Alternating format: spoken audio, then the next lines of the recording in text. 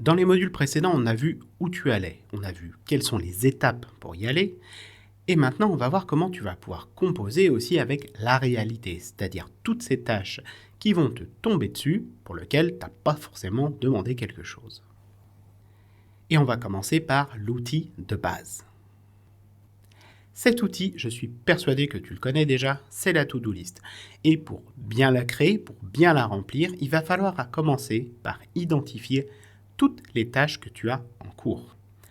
Une fois que tu as fait ce listing exhaustif, tu vas pouvoir commencer à l'épurer en enlevant toutes les tâches qui vont te prendre moins de 2 minutes à réaliser. Ces tâches qui font moins de 2 minutes à réaliser, fais-les tout de suite. Comme ça, tu n'en parles plus, tu es débarrassé de ça et tu pourras te concentrer après sur les tâches de fond.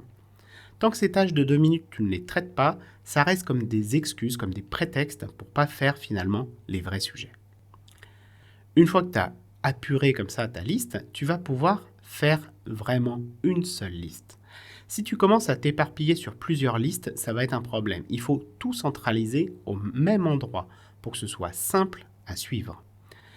Cette centralisation, tu peux la faire au format papier ou au format digital. Peu importe, il n'y a pas de bien ou mal. Il y a toi ce qui est bon et pratique et utile pour toi. Donc, choisis.